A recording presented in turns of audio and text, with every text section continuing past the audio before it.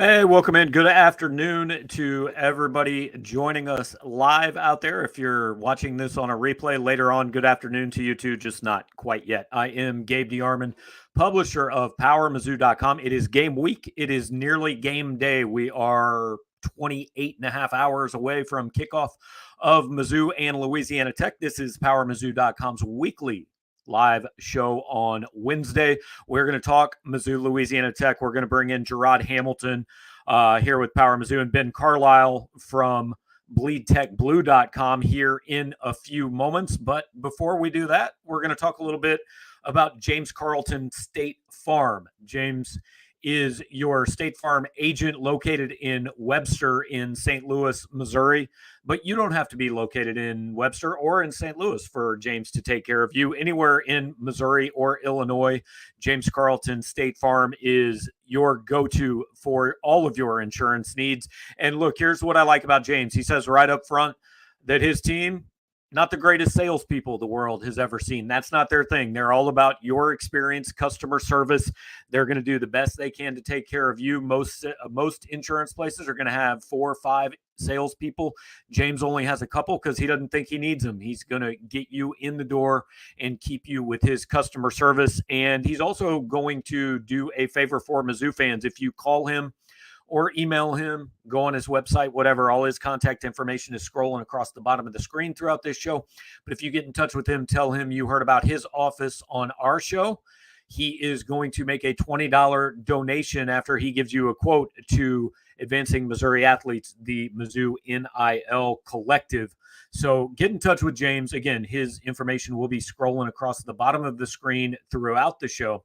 And you can reach out to him in any of those manners possible. So we are going to talk a little bit Mizzou and Louisiana Tech this week. We're going to bring in Jarod Hamilton, see through the magic of technology. He just popped up on your screen. And check this out, guys. Like, I'm learning all sorts of things this year. There's Ben Carlisle. He's from Bleed Tech Blue. He is also now on your screen. So Jarod and I have been paying attention to Missouri the last few weeks. Ben down in Louisiana following La Tech throughout fall camp. Ben, how you doing, man? Doing pretty good, guys. Thanks for having me on. Yeah, appreciate you joining us. We could just do this the easy way. I was on your radio show last night, so if you just want to do everything we talked about in reverse last night, just do that. Jarod and I will take about 15 minutes off. So the question that I think going into week one is pertinent for anybody who covers any program, but especially Louisiana Tech got a new coach. I mean, what do you know about Louisiana Tech, Sonny Cumbie, what he wants to do? Or is this kind of, hey, they'll take the field at 7 o'clock tomorrow night, and you're going to be learning along with the rest of us?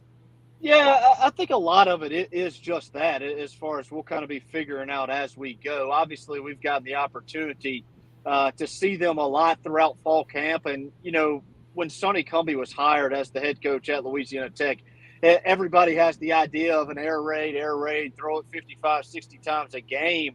I don't think we'll see that style of play. I just don't know that Louisiana Tech's personnel necessarily sets up for that to be one of their strengths. But like you said, there's so many unknowns from Louisiana Tech's perspective, not only with head coach Sonny Cumbie, defensive coordinator Scott Power coming over from Stephen F. Austin, and then really similar to Missouri, you got about 35, 40 guys that'll be playing their first game in a Louisiana Tech uniform. And that could be the case really in this era of college football, really around the country year in and year out. But coming off a 3-9 year, I know you guys have we've talked about it over the last couple of weeks. They got a lot of questions to be answered, and we'll start to learn some of those answers come tomorrow night.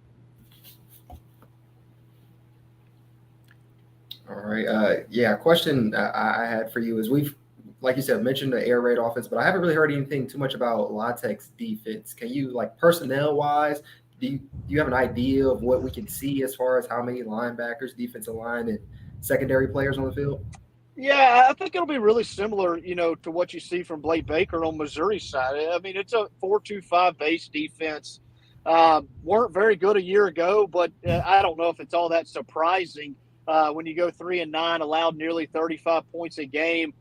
They have some older guys back. Keevy Rose is an experienced defensive tackle. Deshaun Hall, kid at defensive end's been in the program a while. Tyler Grubbs, B.J. Williamson and Jaden Cole at the safety spot. So they got some experience back. But they, like Missouri, added a bunch of dudes from the transfer portal. Miles Brooks, Willie Roberts are two corners that came over, along with cornerback coach Marcus Walker from SFA with Scott Power. And they've really just kind of tried to piece this thing together throughout the spring into the summer as well. And I think they've built up the depth. But I found it interesting. I believe it was Tuesday. So yesterday, Coach Sonny Cumbie said they didn't necessarily get all that they wanted to installed on that side of the ball throughout fall camp. So I think the unit will be better. I think they'll attack. I think they're going to really try to hang their hat on lost yardage plays, forcing turnovers. But we're just not real sure what the unit will look like right away come tomorrow night. Talking with Ben Carlisle from BleedTechBlue.com, covers Louisiana Tech. And Ben, we talked on your show last night. Look, I'm surprised Missouri's a 19-point favorite, honestly. The number seemed a little high to me, but this is a game that Missouri fans go into and think, they should win, and a lot of them think they should win fairly handily. But 1 year ago, I remember opening weekend just kind of checking scores and going, oh, hang on, La Tech's up 20 on Mississippi State in the fourth quarter. I think I better turn that game on. And then I turned that game on, and it was kind of like when a guy's throwing a no-hitter, and I turn it on, and he gives up a double and a single and a 3-run homer to the next three batters. But, didn't hang on. But my point is, I don't see this as being a program that's going to come into Missouri and have any sense of, oh, no, the lights are too bright and we're playing on the road. I mean, this is a program and a team that's done this a lot. I don't sense any intimidation factor or anything by any means from La Tech. No, I don't think so. And you mentioned that, you're up 20 in the fourth quarter against Mississippi State. You lose on the last play of the game at NC State as well. It's a program that, they've had a lot of success over the years, went to 7 straight bowl games from 2014 to 2020. And like you said, I don't think the environment will be too big. I think the big question mark for me, like any team coming off a 3-9 year, is how do you respond when you face some adversity in a first quarter in an SEC environment? Do you revert back to some of the mistakes that you made a season ago, or have you really kind of turned the page and bought into what Sonny Cumbie and his staff has really been trying to get you to buy into over the last 9 months or so? So you mentioned the line, 19 points. You can look at it a number of different ways. I think for Louisiana Tech, until that Matthew Downing proves that he's the guy at the quarterback position, I think these games, especially for Tech early on, they can go a bunch of different ways, because you guys know it. It's so hard to win in this era of college football with a game manager and quarterback. You got to have a guy that can really go out there and distribute the football to his playmakers. And so until Matthew Downing answers that question, having not played throughout his career, I think you could understand how Louisiana Tech's a sizable underdog. That kind of goes into what I was going to ask you next about Matthew Downing. He has a relationship with Sonny Cumbie from TCU, but, what can we expect from him as far as, what he's going to be doing on offense? Is it that game manager type role, though? Should we expect that week one? Yeah, I think that, in Sonny Cumbie's mind, obviously you don't want to have a game manager at the quarterback position. I think early in the game, Louisiana Tech's going to try to get him some throws that allow him to get into a little bit of a rhythm. And he talked yesterday when he met with the media about how he had played a road game at Missouri, albeit as a backup at Georgia, to Jake Fromm and Justin Fields, and how, he doesn't necessarily think the environment's that big of a deal. But you guys know, when the lights come on, you're making your second career start. There's going to be some butterflies leading up to the opening kickoff. And so I think he's a guy that he had some accuracy issues, early on to the middle part of camp. I thought the last probably 9-10 days of camp, he kind of settled in, especially since he was named the starter. But the big thing for him is you have to avoid the turnovers early in the game, and you have to be able to get it to your playmakers, Trey Harris and Smoke Harris at receiver, and allow them to do what they do. And, an X factor coming in is his ability to use his legs. He's pretty mobile. It wouldn't surprise me early on if Cumbie gave him a quarterback run play just to kind of get him hit a little bit and see if he settles in. But, he's been in college for 4 years now, and this is only his second career start with that first one coming back in 2020. So It'll be interesting to see how he comes out tomorrow night. Well, Missouri fans have some PTSD from last year. If he does have a quarterback run, they just hope he gets hit at some point because it didn't often happen last year when teams ran the ball. Look, I think the biggest difference usually when you're looking at like these group of 5, Power 5 games is almost always on the line of scrimmage. So what's La Tech, offensive and defensive line? I mean, is this a program that you think on the line of scrimmage is ready to maybe take a step, or is this, hey, Sonny Cumbie's going to need a year or two, and that's an area where they might be at kind of a deficit? Yeah, I think that's probably where they're at a deficit. The offensive line struggled for going on 2 years now. Last couple of years, I've had some real issues at the tackle spots, and you look at what Missouri can do from a pass rushing perspective. That has to concern you. Dakota White, is a third-year guy out of the Houston area that's played throughout his first 2 years, but he'll be making his first career start at left tackle, moving over from right tackle. And then at the right tackle spot, Carson Bruno is a redshirt freshman making his first career start. So you could understand how you'd be a little concerned at the tackle spots. They're pretty experienced inside with Josh Mode, Abe Delphin, and then Isaac Ellis is a transfer guard coming in from Memphis. So beyond those 5 guys, it's a lot of inexperience on the offensive line. And really, that's the same side on the defensive side of the ball. They're a lot better at the defensive end spots. I mentioned Deshaun Hall earlier, Kershawn Fisher, Michael Clark. They have a bunch of guys that have played a bunch of football. But at the tackle spots, beyond Kiwi Rose, DJ Jackson, and Rasheed Lyles, they don't have a player that's taken a snap at the FBS level. And that has to concern you. And that's been one of the big concerns throughout fall camp is, what happens if Missouri decides in the middle of the first quarter, we're about to run the ball 45 times tonight. How long can they hold up on that defensive line? And they'll have to prove themselves, like I said, with a lot of inexperienced guys. What does La Tech need to do on either side of the ball? What do they need to do to get a W come Thursday night?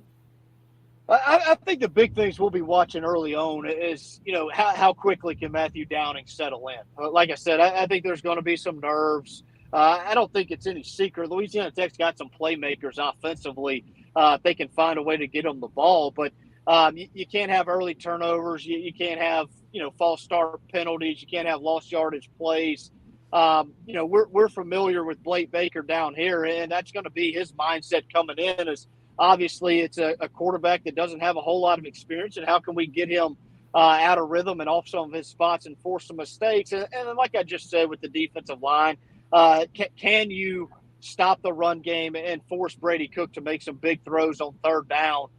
Because that's where Scott Power is going to try to take advantage of a younger quarterback, do some different things up front on the D-line, and then kind of change up some coverages on the back end. And I think it's got a chance to be a 4-quarter football game, but, Louisiana Tech, like I said, I think the biggest thing, you can't turn the football over offensively. You could find yourself, getting run out of the building in a hurry.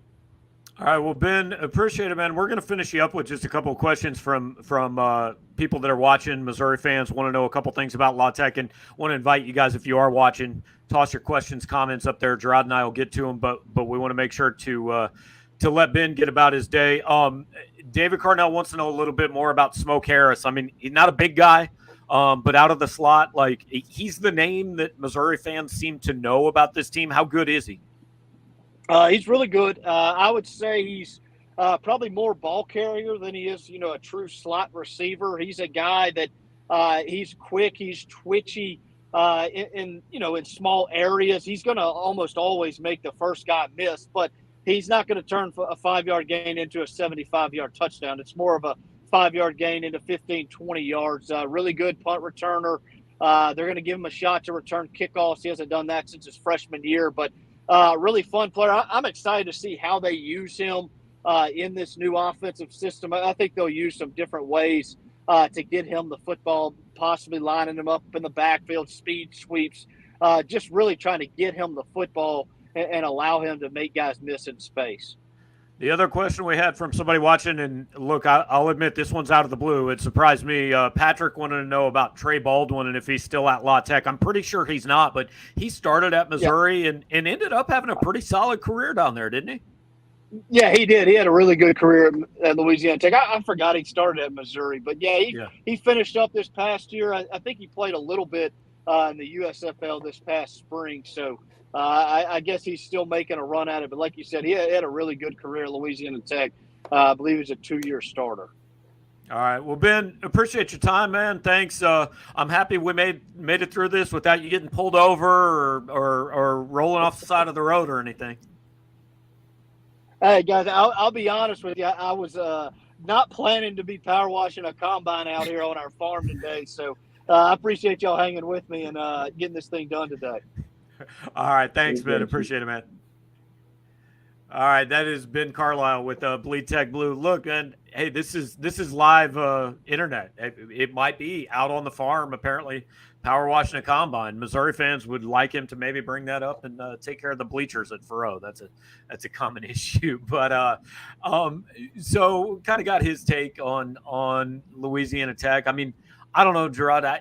I look at this game and I don't know that I think 19 points makes sense to me, but also this is, if Missouri wants to do anything like what they're talking about doing this season, this isn't a game you can lose.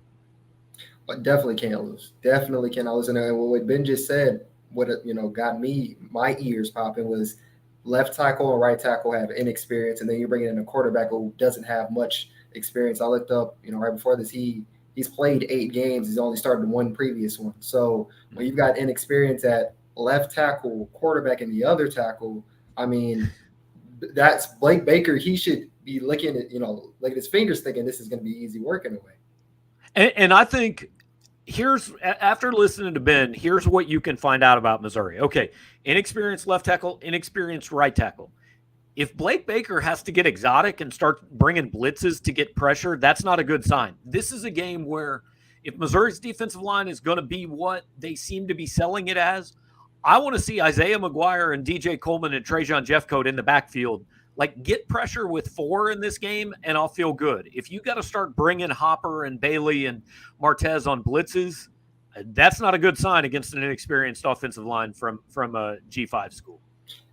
Yes, but in a way, you would think you would want to see them try that, especially with this new defense. Try to see what they do. I wouldn't say be going, 6-man blitzes, but see if you can get Martez or Chad Bailey to come in there and bring 5. But they definitely should be getting pressure with 4. And I know Drinkers was talking about, he'd use his whole playbook. You're right. They should not be exposing way too much if they don't have to, if the game's in hand. But it wouldn't hurt to, try a couple times. Yeah, I think we make defensive football so complex, and it's not complex. If your 4 guys up front can beat their 5 guys up front, your defense is going to be good. I mean, and look, I don't think, hey, K-State, Auburn, some of these games, you're going to have to get a little bit more creative. I would think it's a bad sign if Jeffcoat and McGuire specifically cannot fairly regularly beat their guys in this game. Give me your full game preview is going to be up tomorrow. But before we get to questions from everybody watching, give me look, everybody's watching Luther Burden, right? But give me, I don't care if it's a matchup, one specific Missouri player, just kind of something you're looking forward to seeing in this game.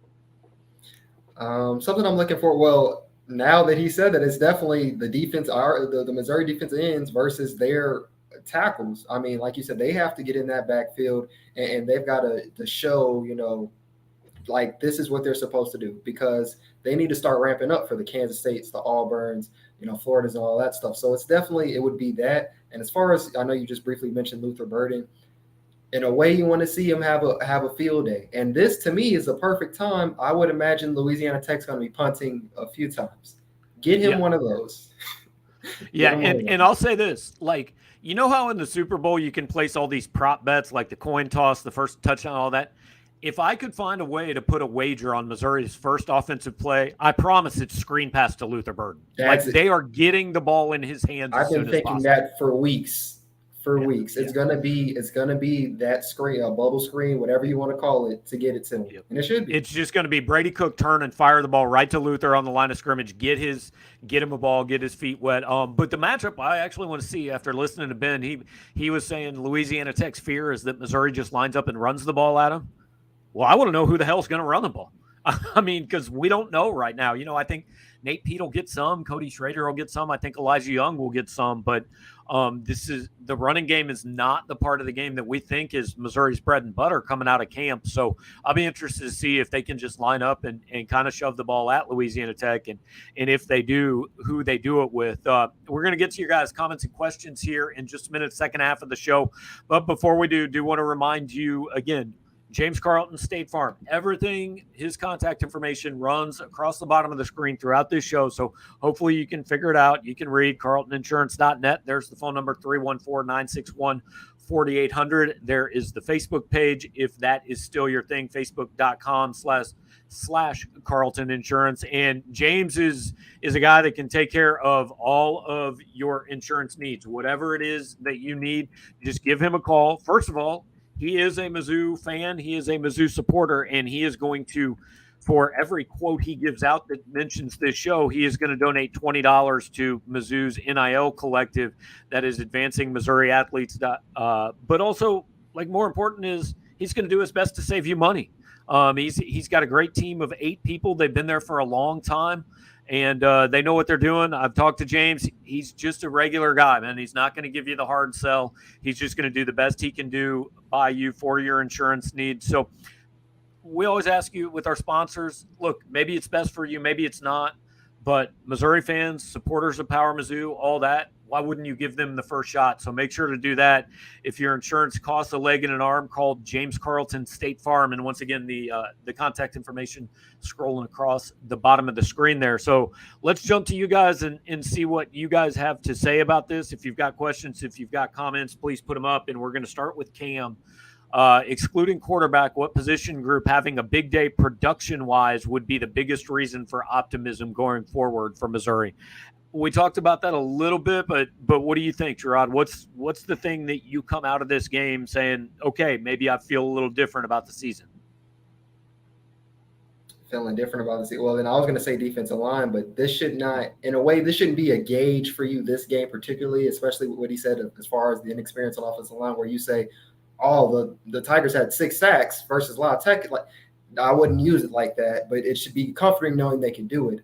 To be honest, I would think it'd be the secondary. And the reason for that is if it is an air raid offense like we believe it to be, they want to get, that yard after catch. They want to catch and stride, the crossing routes, streaks. They want to do that. So if that's happening too much, it can be a bit of a problem. Yeah, I was actually going to go the same route, secondary, because they have guys there, and we think it can be a strength of this team, but there's a lot of new faces, and again, when you're dealing with a guy that's starting his second career game, and Louisiana Tech, some of their strengths are their wide receivers. I want to see Missouri's guys be able to go out and stick with these guys, because guess what? If you can't stick a lot of Tech's receivers, Florida's going to give you problems. South Carolina is going to give you problems. Tennessee is going to give you problems. So I agree. The defensive backfield is something that we're watching. Kyle wants to know offensive and defensive MVP for the Tigers tomorrow. I mean, this is always kind of a crapshoot. I think I answered this in my mailbag today. I said Dominic Lovett on offense and Chad Bailey on defense. I think for Missouri, the defensive MVP needs to be somebody in the front 7. I want to see that they're better in that area. Front 6, maybe. I don't know how it goes. Yeah, it's going to be somebody along that defensive line, and they're so deep. It could be a number of people, and you got to think Sonny Cumbie and Scott Power in that defense. They probably or that offense. They're probably thinking okay, we've got to watch Isaiah McGuire and Trajan Jeffco. So they may not get the shot. They may draw some double teams or something, and that leaves a way for somebody else to, make a few plays. But I would think it's definitely that somebody in that front 4 that makes the plays. And then offensively, I feel like I'm going to say the wide receiving corps in general. I think they're going to be able to spread the ball around. They're going to have time to throw and make those type of decisions and let Brady Cook get going. So I really like this question, maybe not for the reason that the guy that asked it thinks, but St. Louis Cards fan for life says, how long of a leash does Drink have on Brady Cook if things don't go as planned? Look, if Brady Cook gets pulled from this game, this season a damn disaster. I'm just going to say that. I mean, you don't give the guy the starting quarterback job and yank him in his first career start. This is his game. If he's healthy, it's his game. Now, no matter what, he wins or loses this game. No other quarterback plays unless you're up by 5 touchdowns or down by 4. I think that would be an awful message to send to this team for Brady Cook to have the quick hook. It'd be, in a way, crippling. And on top of that, he was just named the team captain. So I would think his confidence is at an all-time high. If even if he throws a couple interceptions or whatever, and the game is closer than you expect, you definitely can't lose, but you cannot pull him unless he's, not healthy or something like that. And a big thing we've noted is like him being named the team captain. Like the team really, like they rock with him. They like him. So if you do that, that doesn't send a great message going forward if you can do that to a team captain that fast. And you just had a month to figure out who your best quarterback was, and it only took you a week to decide this is the guy. There is no way in the first 60 minutes of football you should see anything that changes your mind. Oh, yeah. They thought there would be a panic before. Oh, man. Oh, man. Yeah, they just hit the transfer portal for like maybe somebody will hit the transfer portal after week 1. They can get him eligible for week 2. But kind of along the same lines, Jim says, do you pull Cook if the game is in hand and give Abraham, Macon, or Horn some experience, or do you leave Cook in and get him some? And this is actually an interesting question, right? Because Brady Cook's your guy. He's going to be your guy. So you want him to take – I think he needs every rep he can get. But at the same time, if you're lucky enough to be up 42-14 entering the fourth quarter, I would like to see if I have another guy that's capable, because that guy's always a play away. I'm always a believer. If you're up 4 touchdowns in the fourth quarter, give the backup a shot. The whole time you were talking, I was leaning back and forth as to why. I agree with both points. I think Brady Cook, this being his second start, he's just as inexperienced as, most of the other talent on the roster. I mean, Jack Abraham's had a long career, but he hasn't played in a while either. So I think early on in the season, week 1, let Brady Cook, unless it's a big blowout, but I mean, like, they've got to be up 35 plus to me. Even if they're up, 24, 25 points, let him finish it out as long as, he's healthy, because he's got to know how to finish the games and what needs to happen, even if you're up big or if you're down big. So I think early on in the season, yes, you start getting to week 5, 6, and 7 or whatever, and you got the same situation, I think you can throw in the backup quarterbacks. Okay, that's fair. I'm just you never get your starting quarterback hurt in a game that's already over. So I wouldn't be mad either way if I was a fan. It doesn't matter. Yeah, it's something to think about. Stewart says, forgot about La Tech's O-line inexperience. What are Missouri's O-line concerns? And look, this is what I don't think we're talking about enough. Zeke Powell played a lot in 2020. He played 31 snaps last year, and he's your starting right tackle. That's a concern to me. Connor Tollison is basically seeing the first action of his career, and he's the guy in charge of all the blocking schemes, picking out the blitzers and all that. I don't know what to make of Missouri's offensive line. I don't know if we'll find out tomorrow night, but if we do find out tomorrow night, it's probably not great. Yeah, similar to what I was saying earlier. If like Missouri gets 5 or 6 sacks, don't use this game as a gauge, I think, as far as, where the line is, unless it's a bad game for the line. Like, my big thing I'm thinking is Connor Tolson. He's actually one of my players to watch. For one, Drink has noted that he's one of the smaller linemen on the field, and him being a redshirt freshman, he's going to be having to make, some of these calls and IDing the mic and all that other type of stuff. He's got to, know that stuff. Now, he has the benefit of having Connor Wood and Xavier Delgado got some experience next to him, so that benefits him. But right tackle having Zeke Powell, it just depends. I don't know if this is the game we're going to see, whether that's like an okay thing to do or if it's bad or not. But if it is bad, then it's terrible, basically. If it is bad, it ain't great news for next week, because there's some dude on Kansas State whose name I can't pronounce who will expose you. Remember, guys, that guy had 6 sacks in one game last year. Yeah. So I'd say this: if I Zeke Powell, this has to be your best game. Every game should be your best game, but definitely this one, because you've got to know K-State and the other SEC teams are looking and knowing that you're the different one of the 5 in a way. So we got a couple more to finish up here. Snap counts tomorrow for Young and Schrader, and does Pete play? And look, obviously we can't give you a number, but if I just tell you, give me the running back that has the most snaps in tomorrow night's game, who do you think it is? I'm going to go Cody Schrader, and that's because Drink said that we should be seeing a lot of him. Mm-hmm. So I think, and if he's been the most consistent in camp and he can show, I think whoever is the best pass blocker, by the way, will also get a lot of extra looks that maybe they haven't, and it's definitely different in the game versus in practice. I'm going to go Elijah Young on nothing more but a gut feeling. I just think you don't overextend Nate Pete if he's not 100%. And Drinkwitz basically said, like, we think he can play. We don't know how much. So I don't think you overextend him. Elijah Young has been here and done this. And, not extensively, but he has done it enough. I think Schrader gets plenty of run tomorrow night. I think they all three play. I think it's possible you see a fourth and maybe even a fifth guy out there running back. But I'll go Elijah Young in terms of just sheer snap counts. And now this one we're gonna give Jarod a little bit of his baptism to our live show. So we got our guy Justin Ferguson, who would be on our shows the last couple of years on game day, and basically every time Missouri scored, he did a Jaeger bomb. So, like, there were a couple games where Missouri scored 50 last year where Justin would call into our post-game shows. And, I mean, he was more coherent than I would have been, but he just wants to know how many Jaeger bombs he's going to be drinking on Thursday night.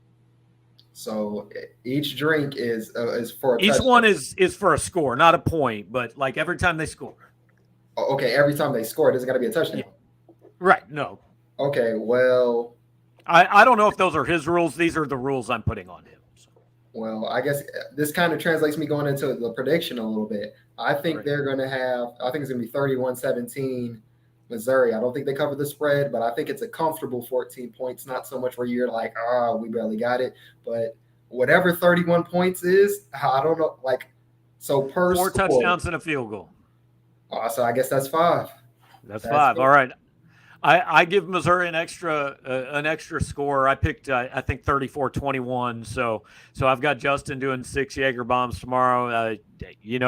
God bless you, man. On a Thursday night too. You're the real one. You're a real one. Right, exactly.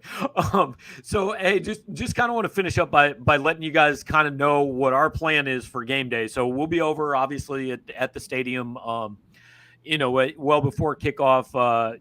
Jarod will be keeping you guys up to date on the forums, kind of do just a quarter-by-quarter recap as we go along. After the game, we are going to be on here. We're not doing the post-game call-in show, but what we are going to do is take the equipment to the stadium every week, and we're going to do a quick 20, 30-minute show when interviews are over. So if the game ends at 10:30, give us whatever that might be, 45 minutes to go do it. We'll come back. We'll do a quick podcast after the game. We'll be writing from the press box until we're done. But, man, we made it through the off season, and I don't know. It's game day, Jarod. Looking forward to it, man. Same. I'm ready to be in the AC of the media room and watch an SEC football game and see what goes on. There you go. So appreciate you guys joining us. And one more time, do want to remind you on the way out the door, these shows and all of our coverage this year is augmented certainly by James Carlton, State Farm, helping us out.